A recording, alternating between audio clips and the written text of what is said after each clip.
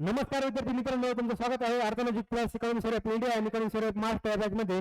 मित्रांनो, आज आपण नवीन टॉपिक चालू करणार आहोत, ज्याचं नाव आहे किमती व सार्वजनिक वितरण व्यवस्था.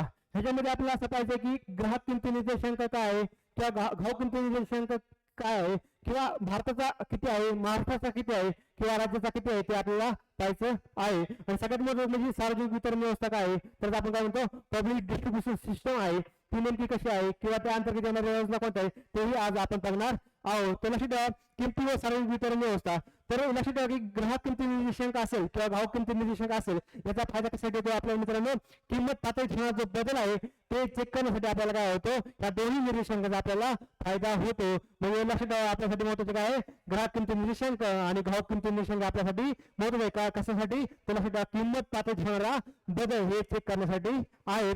तर लक्षात ठेवा मित्रांनो, किमती व सार्वजनिक वितरण व्यवस्थामध्ये आपल्याला आणखी महत्वाचं आहे की लक्षात ठेवा की सार्वजनिक वितरण व्यवस्था, मग त्या अंतर्गत आपल्याला नॅशनल फूड सिक्युरिटी ऍक्ट 2013 आहे, मग त्या अंतर्गत येणारे सिव्हिल भोजन ताळे आहे किंवा आपल्याला आनंद सीधा बघता येईल one nation one ration card काय आहे तेही आज आपण पाहणार आहोत. पुढे पुढे जसं जाऊ तसं आपण पुढे फॅक्ट्स किंवा ट्रिक्स आणि टेक्निक्स आणि ट्रेंडच्या स्वरूपात त्या गोष्टी आपण पाहणार आहोत. पण हे लक्षात ठेवा की ग्राहक किमती निर्देशांक किंवा घाऊक किमती निर्देशांक हे कशासाठी असतात, किंमत पातळीत होणारा बदल पाहण्यासाठी, आणखी काय चलनवाढ कोणत्या प्रकारे होते, किती % मध्ये होते तेही चेक करण्यासाठी आपल्याला ह्याचा फायदा होतो. त्यामुळे जर पाहिलं तर ह्या टॉपिक मध्ये आपल्या फॅक्टच्या स्वरूपात आणि कन्सेप्टच्या स्वरूपात क्वेश्चन आलेले दिसेल. त्यामुळे हा ही टॉपिक आपल्यासाठी महत्त्वाचा आहे, कारण की 100% हा ज्यावर क्वेश्चन असतो आणि नेहमी तुम्ही जर पोएट अनालिसिस केलं तर ह्या टॉपिकवर तुम्हाला नेहमी क्वेश्चन आलेले दिसतील.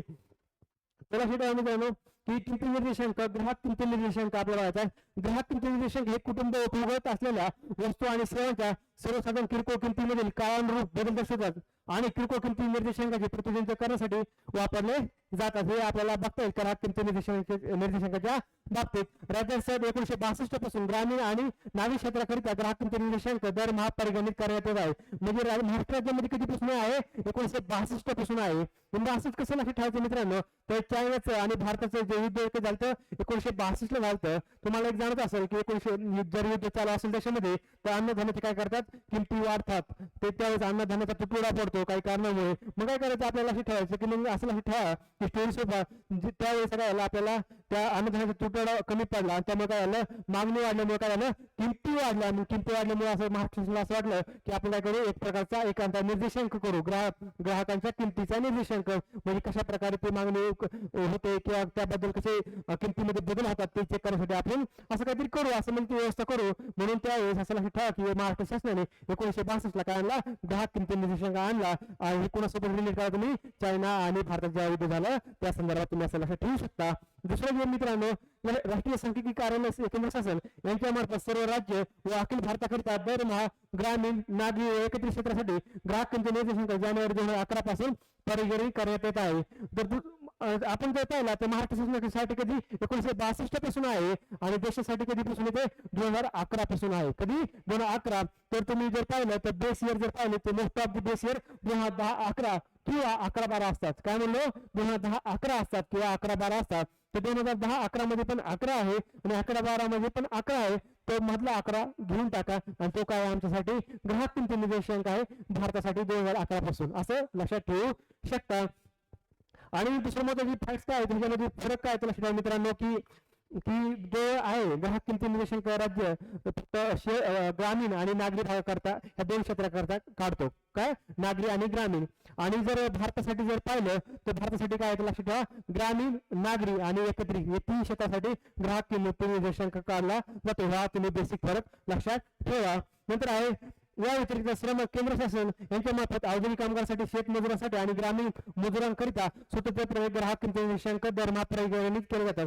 आता आपण पाहिलं, आपण शहरी, नागरी आणि एकत्रित पाहिलं. आणि दुसरं जे आहे या व्यतिरिक्त काय आपल्याला श्रम केंद्र शासन यांच्या मार्फत काय औद्योगिक कामगारांसाठी असेल, शेतमजुरांसाठी असेल आणि ग्रामीण मजूर करता स्वतंत्रपणे ग्राहक किमती निर्देशांक दरमहा परिगणित केले जातात. कोणासाठी, शेतमजूर असेल, ग्रामीण मजूर असेल, औद्योगिक कामगार. तुम्ही जर पाहिलं गावाकडे काय असतात, शेतमजूर असतात आणि बाकीचे जे उरलेले असतात छोटे मोठे धंद्यामध्ये गावामध्ये काम करत, त्याला आपण ग्रामीण मजूर म्हणतो. मग गावाकडे 2 मजूर आहेत, एक शेतमजूर अनेक ग्रामीण मजूर आणि शहरामध्ये काम करणारा कोण असतो, मोठमोठ्या उद्योगांमध्ये औद्योगिक कामगार असतो. मग शहरातला औद्योगिक कामगार, गावाकडला एक शेतमजूर आणि दुसरा एक ग्रामीण मजूर, अशा तिन्हीचा निर्देशांक कोण करतं, केंद्र शासन यांच्या मार्फत काढला जातो. अशा प्रकारे हे तुम्ही हे फॅक्ट लक्षात ठेवू शकता. आपल्यासाठी महत्वाचं आहे, कारण की स्टेटमेंट स्वरूपात आपल्याला फॅक्ट स्वरूपात ही इन्फॉर्मेशन नेहमी विचारलेली आहे. राज्याकडून परिगणित करण्यात येणारा ग्राहक किमती निर्देशांक. राज्यातील किरकोळ किमतीविषयक स्थिती जाणून घेण्यासाठी अर्थ व सांख्यिकी संचालनालय महाराष्ट्र शासन यांच्या मार्फत राज्याच्या ग्रामीण व नागरी क्षेत्राकरिता ग्राहक किमती निर्देशांक पायाभूत वर्ष 2003 दरमहा परिगणित केले जातात. बरोबर आहे. आता इथे एक लक्षात ठेवा मित्रांनो की आपलं पायाभूत वर्ष किती मित्रांनो, ग्राहक किमती निर्देशांकाचं 2003 आहे. हे महत्वाचं आहे. किती? 2003 आहे. महाराष्ट्राचा 2003. तो तुम्हाला जर लक्षात येईल की आपल्या महाराष्ट्राची स्पेलिंग जर काढायची म्हणले तर आपल्याला काय आहे, तर महाराष्ट्राचा एम महत्वाचा आहे. काय? एम पासून स्टार्ट होतो ना, एम. मग एम ला जर तुम्ही असं उलट केलं, म्हणजे ठीक बघा, हे मी तुम्हाला इथे दाखवलंय, ते उलट केलं तर ते टी सारखं दिसतं. बरोबर आहे. एम जो असा आहे, समजा लक्षात ठेवा, असा आहे. बरोबर आहे. त्याला जर आपण असा केला आडवा, तो असा दिसेल एम. बरोबर आहे. असा उलटा केला तर टी सारखा दिसतो. म्हणून महाराष्ट्राचं बेस इयर काय लक्षात ठेवायचं, 2003. विसरणार नाही. आणि सगळ्यात महत्वाची गोष्ट लक्षात ठेवा आता की आपला जो हे आहे देशाचा, तो कोण जारी करतं आणि महाराष्ट्राचा ग्राहक किमती निर्देशांक कोण जारी करतं ते महत्वाचं आहे. हा एक बेसिक फरक तुम्हाला लक्षात असला पाहिजे. राष्ट्रीय सांख्यिकी कार्यालय काय करतं, भारताचं करतं, आणि महाराष्ट्र राज्याचा कोण करतं, अर्थ व सांख्यिकी संचालनालय. तिथं कार्यालय आहे, इकडे संचालनालय आहे. तिकडे सांख्यिकी आहे, इथं अर्थ व सांख्यिकी आहे. फरक कळला मित्रांनो. फक्त तिकडे सांख्यिकी आहे, महाराष्ट्रामध्ये आलं की अर्थ व सांख्यिकी. एवढं लक्षात ठेवलं तर चालेल. तिकडे काय आहे, इंडियामध्ये सांख्यिकी आहे, महाराष्ट्रामध्ये आलं की आम्ही एक शब्द वाढवला, अर्थ व सांख्यिकी. तिकडे कार्यालय होतं, तिकडे संचालनालय होतं. एवढं लक्षात ठेवा. नंतर एप्रिल ते डिसेंबर 2024 या कालावधीत ग्रामीण आणि नागरी क्षेत्राकरिता सरासरी ग्राहक किमती निर्देशांक अनुक्रमे 394.1 आहे. मित्रांनो मी पॉईंट मध्ये वाचणार नाही, डायरेक्ट राऊंड फिगर सांगतो. मला किती 394 व किती 371 होते, तर गतवर्षी तत्सम कालावधीमध्ये ते 371 आणि 355 होते. तर अशा काय केलं आपल्याला, ग्रामीण आणि नागरी. ग्रामीण किती होता, 394, आणि शहरी नागरिक किती होता, 371. 394 कोण होता, ग्रामीणचा होता, आणि नागरिकचा किती होता, 371. 371 कसं रिलेट करायचं मित्रांनो, पॉलिटी मध्ये पाहिलं तर तुम्हाला जाणव की स्पेशल विशेष राज्यांसाठी त्या तरतुदी आहेत. आपण किती आर्टिकल मध्ये पाहतो, 371 आर्टिकल मध्ये पाहतो. किती 371. मग ते 371 आम्ही रिलेट करा. बरोबर आहे.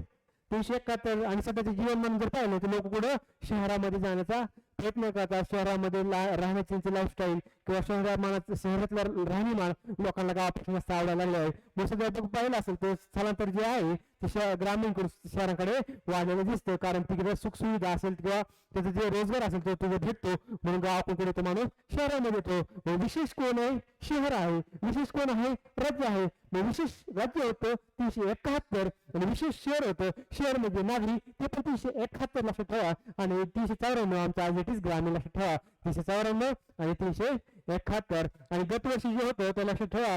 गतवर्षी किती होतं, ग्रामीणसाठी 371 होतं, नागरीसाठी 355 होतं. काय गतवर्षी जर आकडा सेम झालाय बरोबर, 371 ते 355. आमचा जो नागरी होता तो अगोदर काय होता, ग्रामीण मध्ये होता आकडा. बरोबर आहे. आताचा काय 371 आमचा नागरी आहे. तो गतवर्षी काय होता, कशामध्ये होता, ग्रामीण मध्ये होता. हे बघा 371 थोडे चेंजेस झाले. तो बघू शकता 394 काय आहे, ग्रामीण आहे. 371 नागरी. हे लक्षात ठेवा. बाकीचं कन्फ्युज दूर करा. किती होता, 394 371. बरोबर आहे. आणि नंतर काय 371 355.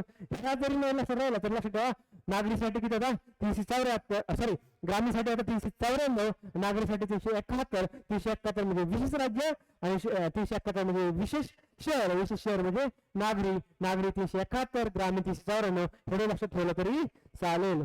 बाकीचं काही इन्फॉर्मेशन आहे ते मित्रांनो तुम्ही वाचून घ्या. आणि सगळ्यात महत्वाची गोष्ट आहे, आपल्याला चलनवाढ एक महत्वाची आहे.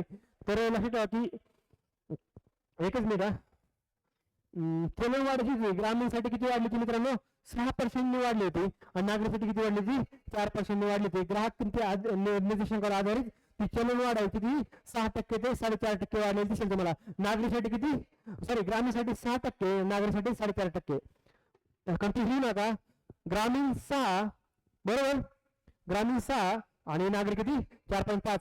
6 मधून 1.5 मायनस करा म्हणजे काय येतं 4.5. म्हणजे ग्राहक किंमत निर्देशांकावर आधारित ग्रामीण आणि नागरी चलनवाढ पाहिली तर ग्रामीण किती 6%, ग्रामीण सिक्सर मारतो. गावाकडले पोरं बघा एकदम रफ टफ असतात, त्यांना एखादा बॉल जर चेंडू मारला की रफ टफ सिक्सर मारतात. मग त्यांना जर संधी भेटली आयुष्यामध्ये काय करण्याची तर सिक्सर मारतात. म्हणून आमचं जो आहे ते चलनवाढ आम्ही 6% आहे कोणासाठी, ग्रामीणसाठी. आणि शहरातल्या पोरांसाठी 1.5 मायनस करा 4.5 असं करू शकता. चलनवाढ जी आहे 6% आणि 4.5% असते, मी लक्षात ठेवू शकता. खाद्यपदार्थ गटातील उपगटासाठी सरासरी ग्राहक किंमती निर्देशांकावर आधारित वर्ष ते वर्ष चलनवाढ.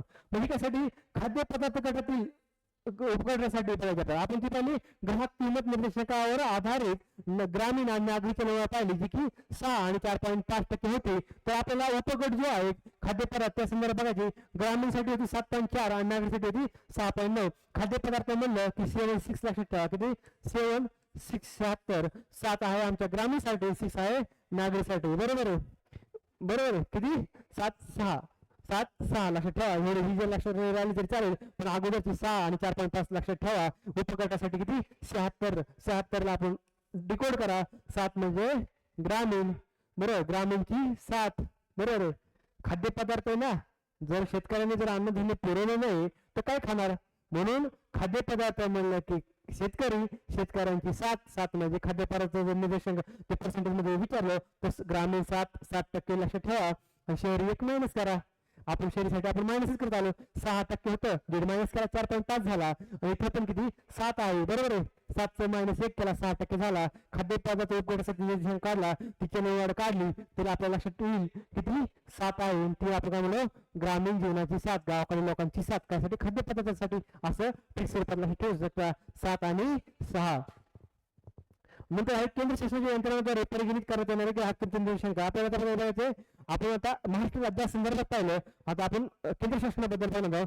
राष्ट्रीय सांख्यिकी कार्यालय हे तर पाहिलं आपल्याला की देश स्तरावर कोण आहे, राष्ट्रीय सांख्यिकी कार्यालय आहे. आणि महाराष्ट्र स्तरावर कोण आहे, अर्थ सांख्यिकी संचालनालय आहे. यांच्या काय राष्ट्रीय सांख्यिकी कार्यालय केंद्र शासनाच्या मार्फत अखिल भारत स्तरावर ग्रामीण, नागरी व एकत्रित क्षेत्रासाठी ग्राहक किंमत निर्देशांक पायाभूत वर्ष 2012 दरमहा परिगणित केला जातो. लक्षात ठेवा. किती आता किती होता, 2003 होता, बरोबर आहे. ह्यांचा किती 12, 3 पाडे 12 आहे का, 3 चौक 12, किती 3 चौक 12.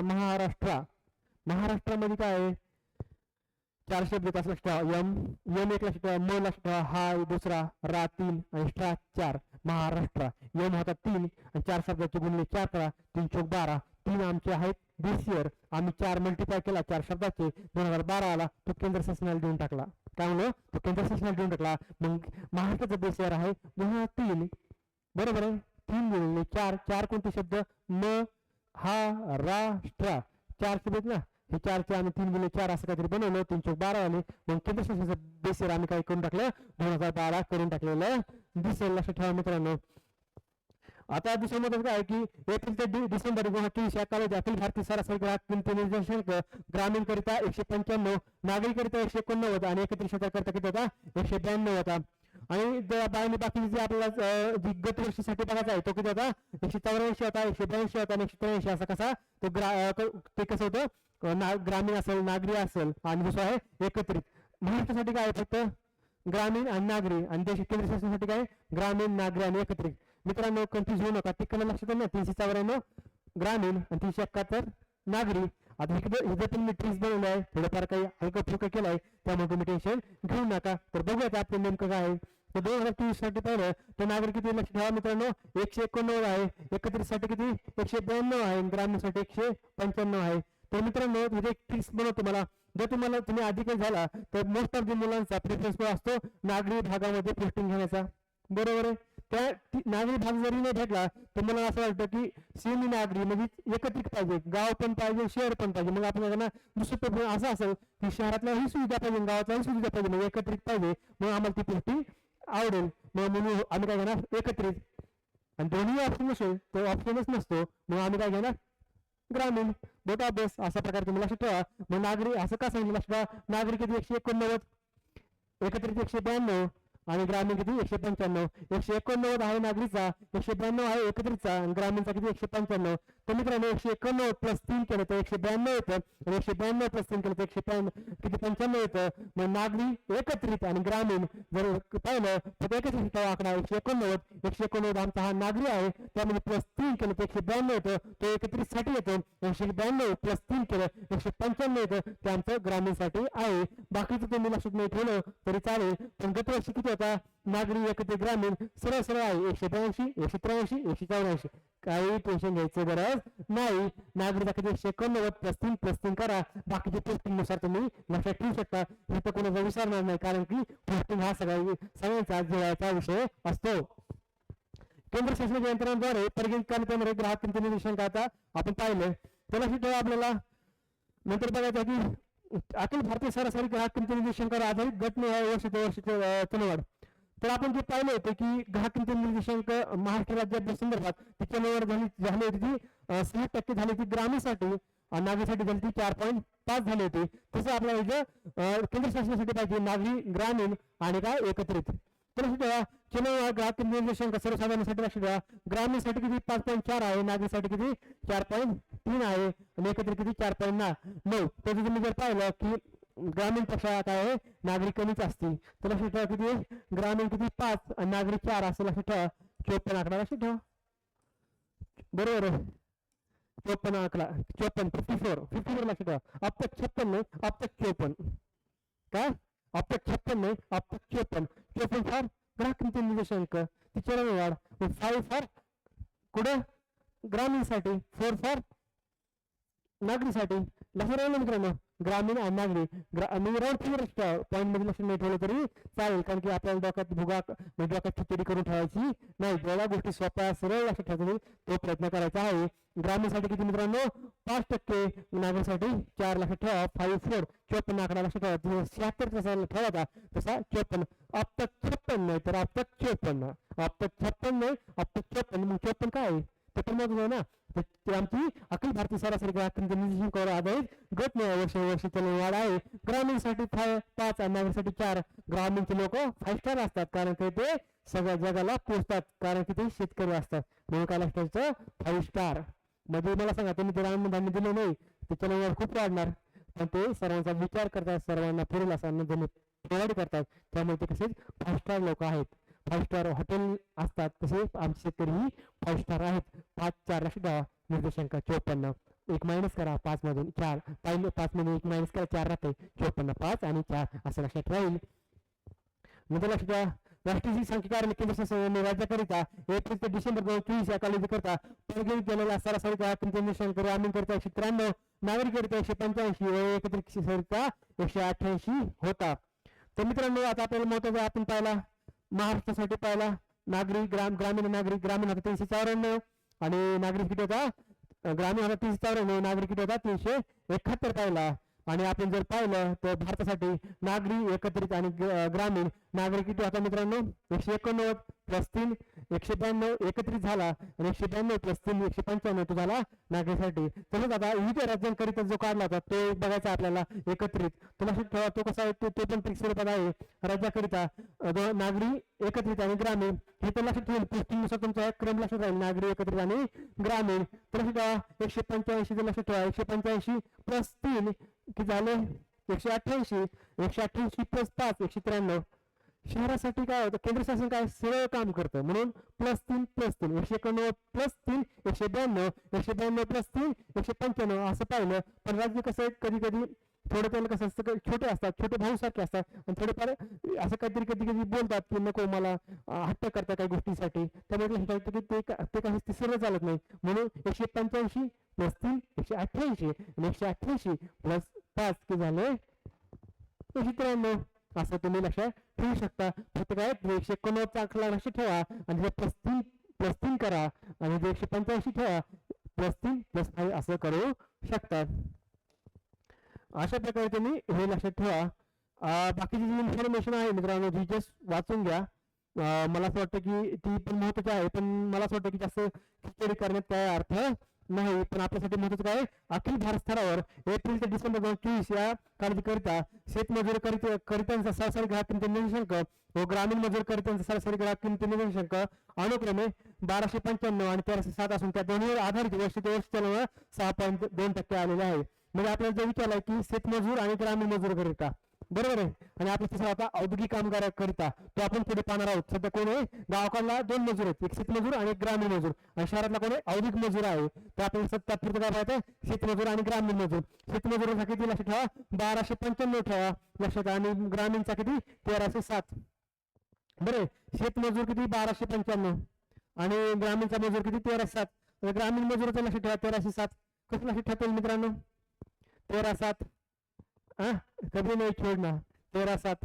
मला सांगा, आपल्या शेतामध्ये जर मजूर नाही आला, म्हणजे शेतमजूर नाही आला, तर काय करतो, घरची घरी सगळे कामं करून घेतो. म्हणजे भावाला बोलतो, बहिणीला बोलतो, शाळा बुडवायला लावतो, तू एक दिवस सुट्टी टाक, घरी ये, नोकरीला सुट्टी टाक किंवा जॉबला सुट्टी टाक, आणि घरी आपण काय करू, शेतातले कामं करून उरकून आपण लवकर निपटून शेतातले आपलं काय असेल ते बी बियाणे असेल ते रोवून आपण शेतीतले कामं उरकून घेऊ.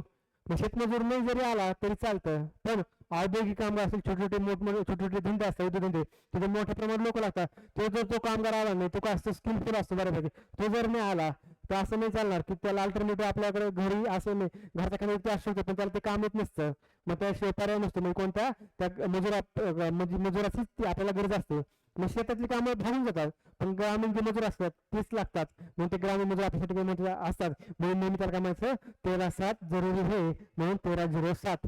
ग्रामीण मजूर म्हणलं की 1307 आणि 1295 राऊंड फिगर लक्षात ठेवा. कोणासाठी, शेतमजूर. अशी सरळ सरळ 1295 कमी आहे, 1307 -12, बरोबर किती 1307 ही काय आहे, ग्रामीण मजूर आहे. 1307 आणि -1 करा 12. का, एखादा एक मजूर जरी नाही आला आम्ही घरी आम्ही काम करू शकतो. मग 1307 1300 असं काहीतरी राऊंड फिगर लक्षात ठेवा. मायनस केलं की 12 लक्षात येईल. जर अजून विचारलं 1200 1300 1400 15 ऍटलिस्ट तुम्हाला कळलं 1307 हे ग्रामीण मजूर करिता होतं. आणि एक मायनस केला आमचा 1295 कोणासाठी आहे, शेतमजुरासाठी आहे, असं लक्षात ठेवू शकता.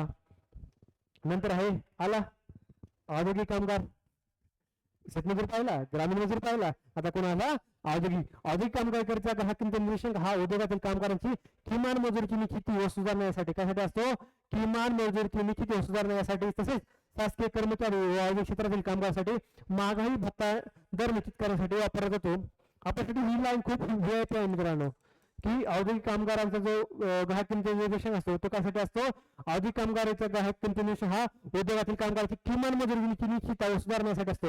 म्हणजे ते ग्राहक किमती निर्देशांक काढताना आम्हाला किमान मजुरी किती दिली पाहिजे आणि त्यामध्ये कशी सुधारणा केली पाहिजे त्यासाठी आम्हाला त्याचा फायदा होतो. आणि तसेच शासकीय कर्मचारी व औद्योगिक क्षेत्रातील कामगार काय म्हणलो, तसेच शासकीय कर्मचारी व औद्योगिक क्षेत्रातील कामगारासाठी महागाई भत्ता निश्चित करण्यासाठी होतो.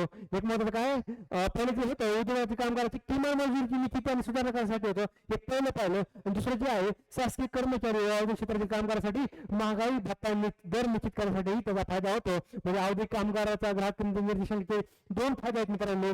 पहिला आहे उद्योगातील कामगारांची किमान मजुरीची निश्चिती सुधारण्यासाठी, आणि दुसरं काय शासकीय कर्मचारी व औद्योगिक क्षेत्रातील कामगारासाठी महागाई भत्ता दर निश्चित करण्यासाठी वापरला जातो.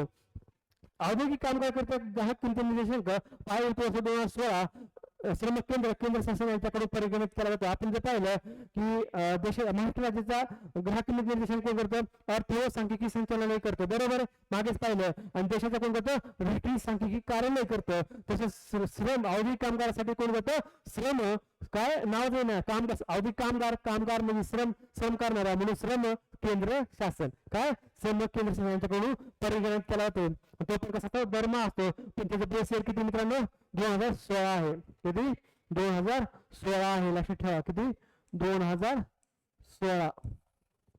महाराष्ट्राचं 2003 पाहिलं होतं, भारताचं किती पाहिलं, केंद्र शासन 2012 पाहिलं होतं बेस इयर. आणि हे किती 2016. तर तुम्ही जर पाहिलं की आपलं जे 2016 कसं लक्षात ठेवायचं आता, 2015-16 एकात्मिक फलोत्पादन अभियान आलं, लिंक करा इयर आपलं 2015-16 एकात्मिक फलोत्पादन अभियान आलं. आणि त्यावेळेस आम्ही काय केलं, औद्योगिक कामगार ग्राहक किमती निर्देशांक काढला. कसं झालं की आमचं फळाचं उत्पादन वाढलं, कशामुळं, एकात्मिक फलोत्पादन अभियानामुळं. मग इतकं फळाचं उत्पादन झालं, मग ते काय केलं आम्ही फ्रूट प्रोसेससाठी औद्योगिक विभागामध्ये त्याला पाठवलं. अजून नियमावली पाठवलं तर तिथे काय झालं, कामगाराची कमतरता होती. मग भरपूर सारे कामगाराची भरती तिथे केली, बरोबर केली, आणि त्यामुळे काय झालं तिथे काय झालं त्यांना मग ते आपण रोजगार द्यायला चालू केलं, वेतन चालू केलं. मग तिथले कामगार म्हणले सगळ्याला तुम्ही निर्देशन करता, ग्राहकाचा ग्रामीणचा करता, नागरीचा करता, सर्वांचा करता, सर्वांचा भलं करता. मग आम्ही काय केलंय, ग्रामीण मजुरांचा काढला, शेतमजुरांचा काढला. मग आम्ही काय केलं, तर त्या सरकार म्हणलं ठीक आहे टेन्शन घेऊ नका, एकात्मिक फलोत्पादन अभियानामुळे किंवा 15-16 शेतकऱ्याचं उत्पन्न वाढलं, फळं वाढली, ते उद्योगामध्ये आली, तुम्हाला रोजगार भेटला, ठीक आहे तुमच्यासाठी ठीक आहे तर तरतूद करू. मग 2015-16 आपलं एकात्मिक फलोत्पादन अभियान होतं. मग 2016चा बेस इयर पकडून काय आणला, औद्योगिक कामगार ग्राहक निर्देशांक आणला, असं लक्षात ठेवा, विसरणार नाही. बेस इयर किती, 2016, आणि तो किती होता मित्रांनो लक्षात ठेवा, तो 142 होता. किती, 142 होता, लक्षात ठेवा. औद्योगिक कामगार निर्देशांक किती होता, 142 होता, लक्षात ठेवा. आणि ती चलनवाढ किती होती, 3.6% होती. त्याच्या आधारित ग्राहक किंमत निर्देशांकाची चलनवाढ किती होती, औद्योगिक कामगार निर्देशांक आधारित चलनवाढ किती, 3.6 होती. जर तुम्हाला एक जाणलं की औद्योगिक विभागामध्ये किंवा औद्योगिक कारखान्यामध्ये मालक आणि कामगारांच्या सारखा असतो, कमी असतो. ते एकासाठी वेतन असेल किंवा महागे भत्ता असायचे, मग त्यामध्ये असतो सारखा 36चा आकडा असतो, बरोबर आहे. मग 36चा आकडा आहे ना आपल्याकडे पण 3.6, 36 आहे ना, पॉईंट मध्ये टाकला. नंतर चलनवाढ जर पाहिली पण काय किती लक्षात ठेवा, औद्योगिक कामगार रिलेटेड जर पाहिली तर काय औद्योगिक कामगार ग्राहक निर्देशांक आधार चलनवाढ किती, 3.6. ती आम्ही कशी रिलेट केली, औद्योगिक कामगार आणि काय मालक त्याच्यामध्ये असा का 36चा आकडा असतो, म्हणून 3.6 आणि 142 लक्षात ठेवा. 142 बरोबर, 142 औद्योगिक विभाग 142 लक्षात ठेवा. तो निर्देशांक लक्षात ठेवा तुम्ही, किती राऊंड केला 142. नंतर लक्षात ठेवा मित्रांनो, आपल्याला काय पाहिजे, ही मोदक फॅक्ट आहे. महाराष्ट्राचे 6 केंद्राकरिता श्रम केंद्र शासन यांच्या मार्फत परिगणित केल्या जाणाऱ्या औद्योगिक कामगार करता ग्राहक किंमत निर्देशांक व्यतिरिक्त कामगार आयुक्त यांचे कार्यालय महाराष्ट्र शासन यांच्या मार्फत 5 केंद्रासाठी स्वतंत्रपणे दरमहा औद्योगिक कामगार करता ग्राहक किंमत निर्देशांक पायाभूत वर्ष 2001 परिगणित केले जातात. म्हणजे 5 जे आहेत ते अकोला असेल, कोल्हापूर असेल, जळगाव असेल, नांदेड असेल, छत्रपती संभाजीनगर असेल, या केंद्रासाठी एप्रिल ते डिसेंबर 2024 या कालावधीकरता औद्योगिक कामगार करिता सरासरी ग्राहक निर्देशांक आहे तो आपण पाहू शकता. म्हणजे हे जे आहे ना, अकोले असेल, कोल्हापूर असेल, जळगाव असेल, नांदेड असेल, छत्रपती संभाजीनगर, ह्यांचा काय केला असतो, वेगळा केला जातो. कोण करतो त्याचं, कामगार आयुक्त यांचे कार्यालय महाराष्ट्र शासन यांच्या मार्फत 5 केंद्रासाठी केलं जातं. कोण असतं, कामगार आयुक्त यांचे कार्यालय महाराष्ट्र शासनामार्फत. मग कोणकोणते जिल्हे तिथे मला विचारले जाऊ शकतात, अकोला आहे, कोल्हापूर आहे, नंतर जळगाव आहे, नांदेड आणि छत्रपती संभाजीनगर. मग कसं लक्षात ठेवायचं की अकोल्याचा कोला जाईना छत्रपती संभाजीनगरला, का छत्रपती संभाजीनगर एक मोठा हब आहे, असं समजा की तिथे चांबड्याचा उद्योग चालतो. मग अकोल्याचा अकोला तिकडे जर पाहिलं थोडंफार जंगल क्षेत्र किंवा तिकडले कोले तिकडे याला घाबरतात. कुठे अकोल्याचा कोला जाईना छत्रपती संभाजीनगरला, त्याला मग त्या औद्योगिक विभागामध्ये गेलं की माझी चमडी काढताल आणि त्यापासून काहीतरी वस्तू बनवताल आणि विकताल, म्हणजे काय माझं खरं नाही. त्यामुळे काय म्हणून अकोल्याचा कोला जाईना छत्रपती संभाजीनगरला, अकोला कोल्हापूर जाईनाचं जळगाव, जाईना नांदेड आणि शेवटी आहे छत्रपती संभाजीनगर. अकोल्याचा कोला जाईना छत्रपती संभाजीनगरला, अकोला, कोल्हापूर, जळगाव, नांदेड आणि छत्रपती संभाजीनगर तुम्ही लक्षात ठेवू शकता. नंतर अखिल भारतीय घाऊक किंमती निर्देशांक आर्थिक सल्लागार यांचे कार्यालय वाणिज्य व उद्योग मंत्रालय केंद्र शासन यांच्या मार्फत दरमहा घाऊक किंमती निर्देशांक पायाभूत वर्ष 2011 परिगणित केला जातो. तो कशासाठी केला जातो, प्राथमिक वस्तू, इंधन व शक्ती आणि उपयोगी वस्तू या 3 प्रमुख घटकांसाठी आपल्याला काय करतो, घाऊक किंमती निर्देशांक परिगणित केलेला पाहता येतो. तर महत्वाचे स्टेटमेंट आहे, बेस इयर कधी आहे, होलसेल प्राइस इंडेक्सचे बेस इयर कधी 11-12 आहे. किती, 11-12. देशाचे जे होते ते 2012 होतं, तर थोडं मागे या 11-12 असं 2 आहे, 11-12 म्हणजे तिकडे होतं ग्राहक किंमती निर्देशांक 2012 होता, बरोबर आहे 12. आणि आमचं जर पाहिलं घाऊक होलसेल प्राइस इंडेक्स आम्ही 11-12. आपण म्हणतो अरे वस्तू काय म्हणतो, दुकानदार म्हणतो की 12 रुपयाला घ्या, ग्राहक म्हणतो नाही 11ला घ्या, दुकानदार म्हणतो नाही 12च द्या, 12लाच पाहिजे, 12लाच देणार. आणि ग्राहक काय म्हणतो नाही 11, म्हणजे काय चाललंय 11-12 असं ठेवा. 12 तिकडनं होतं आणि त्याला सोबत 11-12 असं करू शकता. म्हणजे होलसेल प्राइस इंडेक्स म्हणजे होलसेल वस्तू घेताना आम्ही अशी बार्गेनिंग करतो, 11-12 असं लक्षात ठेवू शकता.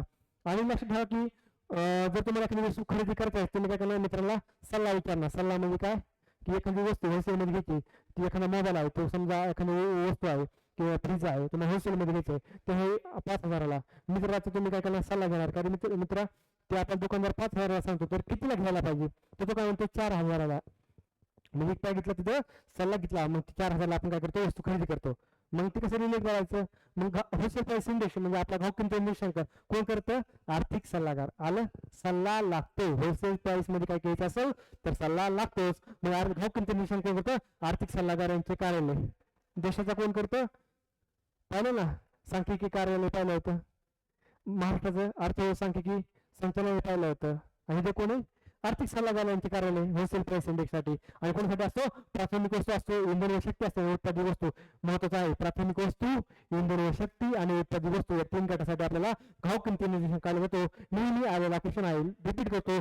प्राथमिक वस्तू, इंधन व शक्ती आणि उत्पादित वस्तूसाठी काढला जातो. तर एप्रिल 2024 मध्ये सर्व वस्तू करिता घाऊक किंमत निर्देशांक 152 होता. त्यात वाढ होऊन डिसेंबर 24 मध्ये तो किती झालेला दिसेल आपल्याला, 155 झालेला दिसेल. तर किती होते, एप्रिल मध्ये 152 होता, तो किती झाला 155. तो 155 लक्षात ठेवू नका.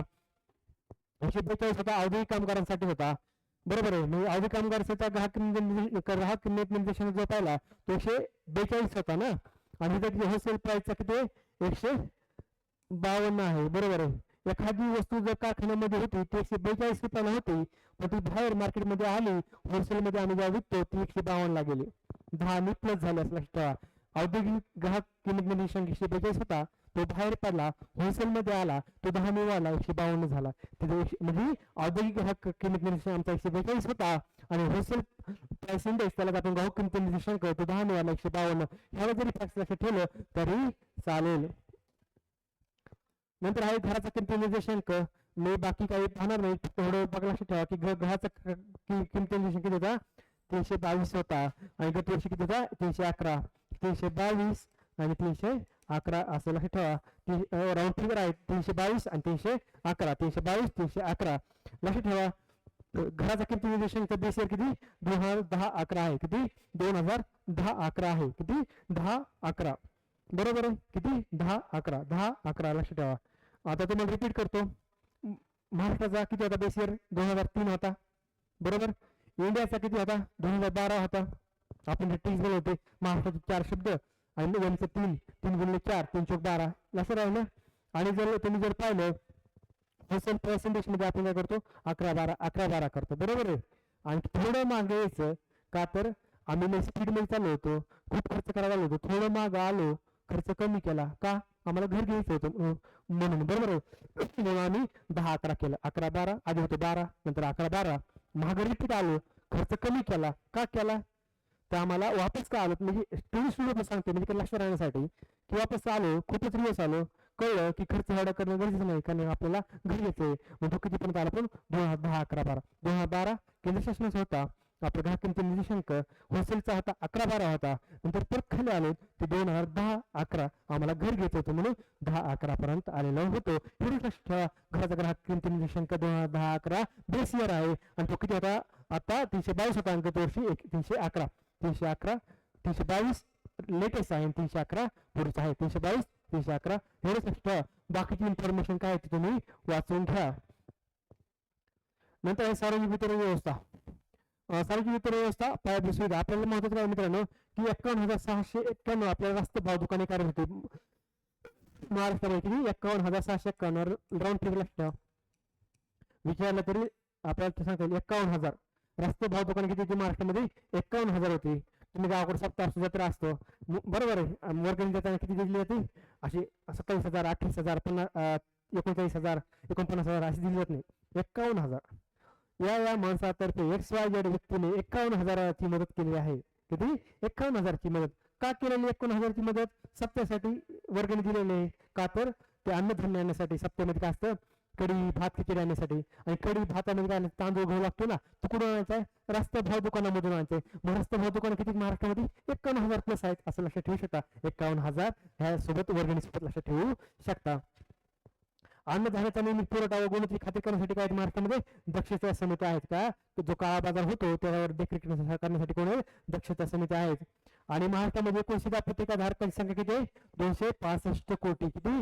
265 कोटी आहे, लक्षात ठेवा. म्हणजे आपल्याकडे जे कार्ड असतं ना, ते रेशन कार्ड, ते किती? 265 शिधापत्रिका म्हणजेच रेशन कार्ड किती? 265 कोटी, लक्षात ठेवा.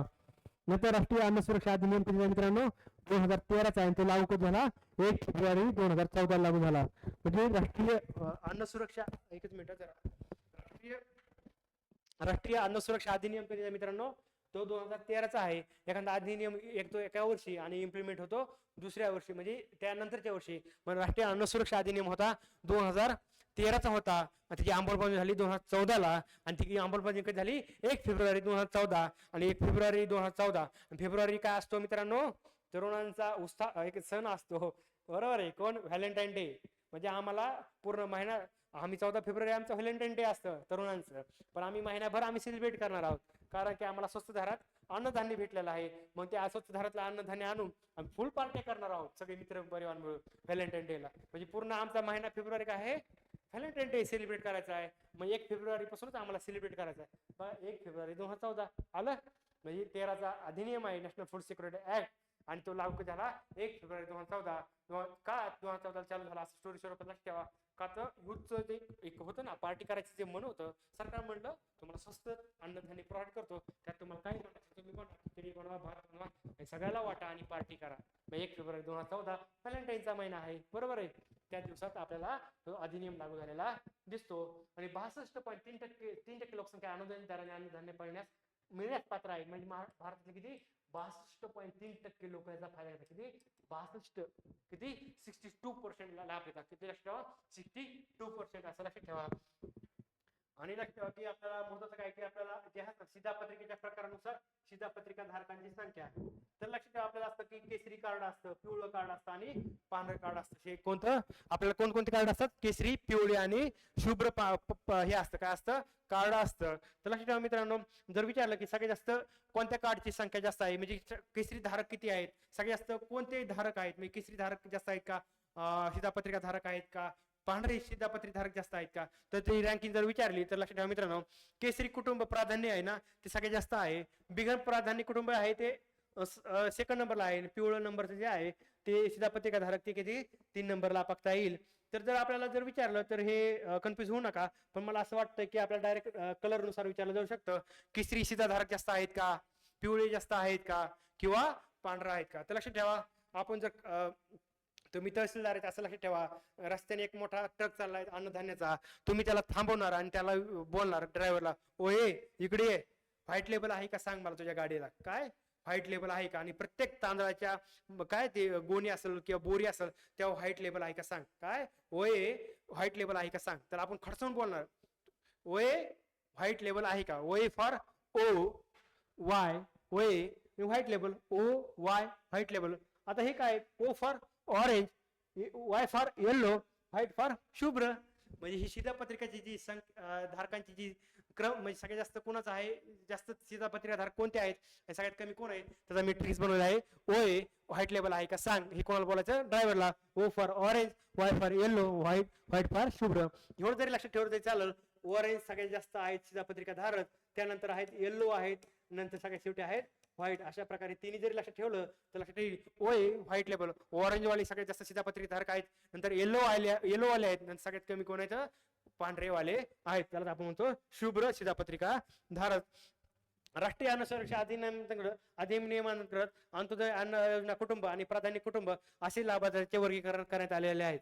आपल्याला जर विचारलं ते वर्गीकरण कसं केलेलं, ते राष्ट्रीय अन्न सुरक्षा अधिनियमांतर्गत अंत्योदय अन्न योजना कुटुंब आणि प्राधान्य कुटुंब असे लाभार्थ्यांचे वर्गीकरण आपल्याला करण्यात आलेलं दिसेल. तर सगळ्यात महत्वाचं काय की मित्रांनो, की अंत्योदय अन्न योजनेतील कुटुंब प्रति शिधापत्रिका प्रतिमाह 35 किलो अन्नधान्य, तर प्राधान्य कुटुंब प्रति व्यक्ती प्रतिमाह 5 किलो अन्नधान्य मिळण्यास पात्र आहेत. मित्रांनो, आपल्याला नेहमी क्वेश्चन आलेले दिसतील, त्यामुळे लक्षात ठेवा की मी तिथं सरळ करून दिले की अंत्योदय अन्न योजना प्रति शिधापत्रिका धारक ते 35 किलो आहे आणि प्राधान्य कुटुंब प्रति व्यक्ती 5 किलो आहे. तर अंत्योदय अन्न योजना म्हणलं तर प्रति व्यक्ती नाही. काय म्हणलो मित्रांनो, अंत्योदय अन्न योजना जर आलं तर प्रति व्यक्ती नसतं, तर काय असतं, प्रति शिधापत्रिका धारक असतं आणि ते किती असतं, 35 किलो असतं. आणि प्राधान्य कुटुंब जर पाहिलं तर ते प्रति व्यक्ती असतं, तर प्रति शिधापत्रिका धारक नसतं. हा इथे बेसिक फरक आहे. प्राधान्य कुटुंब प्रति व्यक्ती, प्र लक्षात ठेवा, प्राधान्य प्रति व्यक्ती 5 किलो, अंत्योदय अन्न योजना प्रति शिधापत्रिका 35 किलो, लक्षात ठेवा. नंतरचं आहे मित्रांनो की आपलं बाकीची जी इन्फॉर्मेशन आहे जे हायलाइट केली तुम्ही वाचून घ्या. सगळ्यात महत्त्वाचं की भरड धान्य आपल्याला विचारलं होतं की किती रुपये किलोने भेटतं. 1 रुपये किलोने भेटतं. गहू 2 रुपये किलोने भेटतं. तांदूळ 3 रुपयाने. भरड धान्य लक्षात राहील 1 किलो. भरड धान्य 1 किलोने आहे, लक्षात ठेवा. गहू 2 रुपये. मित्रांनो हे नंतर कन्फ्युज होतं बरं का. तुम्ही म्हणता की काय एवढं लक्षात राहील आमचं, कशाला जी ट्रिक्स बनवता, पण ठेवा लक्षात, कन्फ्युज झालेले आहे. बऱ्याच मुलांचे साधे सोपे क्वेश्चन हे गेलेले आहेत. भरधान्य किती, 1 किलो. सरळ सरळ लक्षात ठेवा. गहू मध्ये 2 शब्द आहेत, ग आणि हु म्हणून दोन शब्द आहेत म्हणून 2 रुपये किलो. तांदूळ मध्ये 3 शब्द आहेत, तांदूळ म्हणून 3 शब्द 3 रुपये किलो, असं लक्षात ठेवू शकता. नंतर लक्षात ठेवा की आपल्याला काय करायचं, आणखी 1 जानेवारी 2024 ते 31 डिसेंबर 2028 पर्यंत अन्नधान्य मोफत वितरण करण्यात आले आहे. केंद्र शासनाची अधिसूचना आली ना मोफत अन्नधान्य, तिकीट होती 1 जानेवारी 2024 ते 31 डिसेंबर 2028. 2024 ते 2028 आपल्याला काय आहे, फ्री अन्नधान्य द्यायचं होतं. तुम्हाला जर जाणवलं असेल तर इलेक्शन लागले होते आणि इलेक्शनच्या टायमाला ही घोषणा झालेली होती. 2024 ते 2028 पर्यंत काय करायचं, आपल्याला फ्री मध्ये अन्नधान्य पुरवठा करायचा आहे. आणि नंतरचं जे आहे मित्रांनो, तर लक्षात ठेवा, राज्य शासनाने या अधिनियमांतर्गत म्हणजे कोणत्या, नॅशनल फूड सिक्युरिटी अंतर्गत 2013च्या प्राधान्य कुटुंबाचे लाभ 14 वर्षं प्रवण जिल्ह्यातील छत्रपती संभाजीनगर आणि अमरावती विभागातील सर्व जिल्हे आणि नागपूर विभागातील वर्धा जिल्हा सर्व दारिद्र्यरेषेवरील केसरी शिधापत्रिका धारक शेतकरी कुटुंबांना दिले आहेत. मग ते आपण जे बोलतो ना प्राधान्य कुटुंबाचे लाभ कोणाला दिले, लक्षात ठेवा, 14 अवर्षण प्रवर्षण जिल्हे आहेत. मग ते कोणते, औरंगाबाद जिल्ह्यातील औरंगाबाद विभागातील 8 जिल्हे आणि औरंगाबादला लागून कोण आहे, अमरावती विभाग आहे, त्यातली 5 जिल्हे. नागपूर तर थोडं जवळच आहे, अमरावती जवळचा, तिथला एकच घेतलाय वर्धा कोणाचा, कागणी सरांचा, लक्षात राहील ना, कागणी सरांचा वर्धा घेतलेला आहे. म्हणजे मराठवाडा विभाग म्हणजे औरंगाबाद विभागामध्ये 8 जिल्हे घेतलेले आहेत, अमरावतीचे 5 घेतलेले आहेत आणि त्या लगतचा कोण एकच घेतलाय, नागपूरचा वर्धा, जो की आहे कागणी सरांचा जिल्हा आहे. 8 आणि 5 13 आणि +1 14 असे लक्षात ठेवा. ते 14 तुम्हाला विचारले जाऊ शकतात. छत्रपती संभाजीनगर, औरंगाबाद माझ्याकडून चुकीने उल्लेख झाला, त्याबद्दल तुमची माफी मागतो. आपलं औरंगाबादचं जे नाव आहे ते आपण चेंज केलंय. काय नाव आहे, छत्रपती संभाजीनगर. सर्वांनी इथून पुढे लक्षात ठेवा काय आहे, छत्रपती संभाजीनगर आहे. छत्रपती संभाजी मधले 8 जिल्हे, अमरावती 5 जिल्हे, नागपूर मधले एक तो म्हणजे वर्धा. 8 5 1 आणि 1 14 अशा प्रकारे 14 जिल्हे लक्षात ठेवू शकतात. हे काय तर प्राधान्य कुटुंबाचे लाभ हे 14 अवर्षण प्रवण जिल्हे आहेत. तांदूळाचे पोषण तत्व, गुण संवर्धन, त्याच्या सार्वजनिक वितरण व्यवस्थेअंतर्गत वाटप, हे तुम्ही हे वाचून घ्या. हे काय म्हणजे एक जस्ट वाचून घ्या काय ते. साखरेचे वितरण, राज्यात साखरेचे वाटप केवळ अंत्योदय अन्न योजने शिधापत्रिका धारकांना देण्यात येते. तर तुम्हाला जाणवलं असेल की रेशन दुकानामधनं कधी कधी साखरही दिली जाते, पण ती साखर कोणासाठी दिली जाते, फक्त अंत्योदय अन्न योजनेअंतर्गतच दिली जाते, बाकीच्यांना दिली जात नाही. कुणाला, अंत्योदय अन्न योजनेअंतर्गत दिली जाते. फक्त 1 किलो दिली जाते आणि ती किती रुपये, 20 रुपये दराने दिली जाते.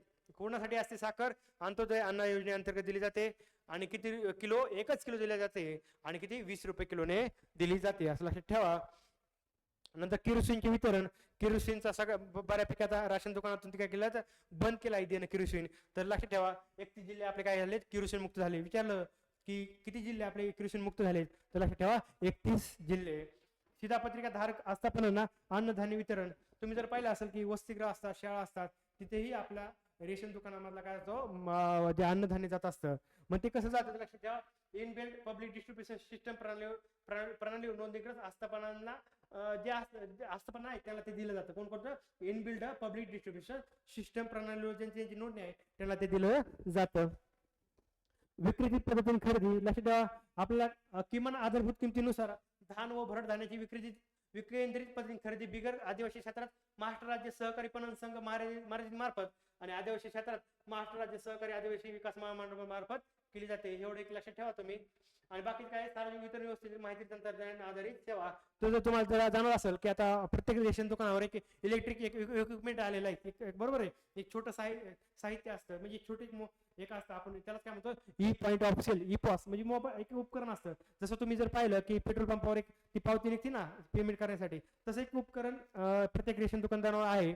मग त्यालाच काय म्हणतात, ई पॉस म्हणतात, ई पॉईंट ऑफ सेल, त्याला काय म्हणतात, ई पॉस, EPOS त्यालाच म्हणतात, ई पॉईंट ऑफ सेल. तुम्हाला डायरेक्ट विचारलं जाऊ शकतं ते काय आहे, ते जे काय शिधापत्रकाची जी आधार नोंदणी केली जाते ती ती कोणतं मशीन आहे किंवा ते काय आहे ते लक्षात ठेवा. ई पॉस आहे, ई पॉईंट ऑफ सेल लक्षात ठेवा, E POS, E point of sale लक्षात ठेवा. आणि लक्षात ठेवा की आपल्याला लक्षात ठेवा की one nation one ration card आपल्यासाठी महत्वाचे आहे. आणि दुसरं आहे शिवभोजन योजना. तर लक्षात ठेवा one nation one ration card योजना कधी आली, 1 जानेवारी 2020 ला आलेली आहे. आणि शिवभोजन योजना पण कधी आली, 2020 ला आलेली आहे. ते one nation one ration card काढण्याचा उद्देश असा होता मित्रांनो की लॉकडाऊन मध्ये भरपूर सारे जे आपले जे हे होते स्थलांतरित कामगार होते ते वेगवेगळ्या ठिकाणी अडकले होते. मग तुम्ही एक जर पाहिलं की पहिले काय व्हायचं की रेशन दुकानात जर जे आपलं जे रेशन भेटायचं तेव्हा तुमचे त्या वैयक्तिक तुम्ही ज्या गावामध्ये राहता तिथेच तुम्हाला ते रेशन भेटायचं. म्हणजे तिथे तुम्ही रेशन कार्ड घेऊन गेला तर त्या गावामध्ये तुम्हाला रेशन भेटायचं. इतर कुठेही जर गेला रेशन ते कार्ड घेऊन तुम्हाला ते अन्नधान्य भेटत नव्हतं. ते गव्हर्नमेंटचे ते लक्षात आलं की हा खूप मोठा प्रॉब्लेम आहे, कारण की बरेच ऊसतोड कामगार असतील किंवा औद्योगिक कामगार असतील ते आपलं गाव सोडून बाहेर राहतात. मग त्यांचं काय होतं, त्यांचं जे काय म्हणते त्याला, आपल्याला त्यांचा वाट्याचा जो अन्नधान्य आहे किंवा रेशन आहे ते त्यांना भेटत नाही. मग गव्हर्नमेंट काय म्हणलं, आपण काय करू, one nation one ration card योजना आणू. मग ते देशामध्ये कधी ती गरज जाणवली, कोविडमध्ये तर खूप मोठा प्रॉब्लेम जाणवला. मग कोविडमध्ये आलं, कोविडच्या दरम्यान तुम्हाला ती योजना आलेली दिसेल 2020 ला. मग लक्षात ठेवा. आणि शिवभोजन थाळी पण कधी 2020 ला आलेली आहे. लक्षात ठेवा कोविडमध्ये सगळे लोक घरामध्ये होते, घरामध्ये राहत होते, अन्नधान्य भेटत नव्हतं. पण लोकांना काय करायचे, खूप मोठे बिस्किटावर जीवन चालू होतं बऱ्याच जणांचं. मग कोणते बिस्किट खायचे, 2020 बिस्किट, सगळ्यांचे फेमस आवडते 2020 बिस्किट खायचे. आणि त्या 2020 बिस्किटावरच आम्ही शिवभोजन साडी 2020लाच चालू केली. आणि one nation one ration card पण 2020लाच चालू केलं, असं लक्षात ठेवा. ट्रिक्स रूपात लक्षात ठेवू शकता. 2020 बिस्किट पुडा आम्ही लॉकडाऊनच्या दरम्यान खात होतो. सरकारच्या लक्षात आलं की 2020चे बिस्किट पुढे लोक खात आहेत, त्याच दरम्यान आम्ही 2020ला त्या योजना आणू. म्हणजे जर पाहिलं one nation one ration card 1 जानेवारी 2020 आणि शिवभोजन थाळी पण जानेवारी 2020 ला आलेली दिसेल तुम्हाला. अशा प्रकारे आनंदाचा शिधा वाटप. तर लक्षात ठेवा राष्ट्रीय अन्न सुरक्षा अधिनियम 2013 अंतर्गत आनंदाच्या शिधाचा वितरण झाले आहे. तुम्ही जर पाहिलं लॉकडाऊनच्या नंतर आपले आदरणीय मुख्यमंत्री एकनाथ शिंदे साहेब होते, त्यावेळेस त्यांनी कन्सेप्ट आणली होती आनंदाचा शिधा. तो कोणाच्या अंतर्गत होता, नॅशनल फूड सिक्युरिटी ऍक्ट 2013 अंतर्गत तो आलेला दिसेल आनंदाचा शिधा. आणि तो कधी दिला होता, गौरी गणपती सणाच्या वेळी दिला होता. आणि तो कधी लक्षात ठेवा कोणाकोणाला दिला होता, दिला होता आनंदाचा शिधाचा जो लाभ आहे तो कोणाकोणाला दिला होता. तर लक्षात ठेवा अंत्योदय अन्न योजनेअंतर्गत जे लाभार्थी आहेत त्यांना दिला होता, प्राधान्य कुटुंब शिधापत्रिका धारक होते त्यांना दिला होता. आणि 14 अवर्षण प्रवस्त जिल्हे होते जे आता जे पाहिलं छत्रपती संभाजीनगर मधील 8 जिल्हे, अमरावती मधील 5 जिल्हे आणि नागपूर मधील वर्धा जिल्हा, असे 3 प्रकारचे आहेत. म्हणजे आनंद शिधा कोणाकोणाला लाभार्थी होते, अंत्योदय अन्न योजनेमधील होते, प्राधान्य कुटुंब शिधापत्रिका मधील होते आणि 14 अवर्षण प्रस्त प्राधान्य कुटुंबातील तेही आपण पाहू शकतो. मग आनंद शिधामध्ये काय होतं की लाडू मध्ये काय लागतं, लाडूसाठी डाळ लागते, तेल लागते, साखर लागते. मला तेव्हा चणा डाळ होती त्या आनंद शिधामध्ये, साखर होती आणि सोयाबीन तेल पण होतं. चणा डाळ दिली 1 किलोनी, 1 किलो दिला, साखर पण 1 किलो दिली, सोयाबीन पण 1 किलो नाही तर 1 लिटर दिलं. ते लिटर मध्ये असतं ना, म्हणजे चणा डाळ 1 किलो, साखर 1 किलो आणि तेल किती दिलं, 1 लिटर दिलं. आणि रवा पण किती दिला, 1 किलो. म्हणजे साखर, डाळ, तेल आणि रवा असे 4 जिन्नस दिले. आणि तो संच तयार केला. संचाची किंमत होती ती 100 रुपये प्रति संच अशी त्याची किंमत होती. जर पाहिलं मित्रांनो, सगळ्यात शेवटी एक लक्षात ठेवा, राज्य ग्राहक तक्रार निवारण आयोग काय ते तुम्ही डिटेल वाचून घ्या, तुमच्या नोट्स असतील किंवा पुस्तकामध्ये असेल त्यावर नेहमी क्वेश्चन आलेले दिसतील. आणि सगळ्यात मोठी गोष्ट म्हणजे national food security act 2013 original PDF download करून घ्या, त्यातले हायलाइट त्याच्यावर नेहमी क्वेश्चन आलेले दिसतील. बरोबर विचारले शेड्यूल किती आहेत, आर्टिकल ह्या आर्टिकल मध्ये काय काय दिलेलं आहे.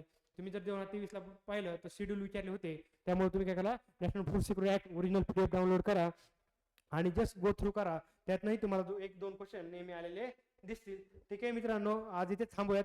आजही लेक्चर मोठं झालं त्याबद्दल क्षमस्व. पण ठीक आहे मित्रांनो, हाही टॉपिक तेवढाच महत्त्वाचा होता.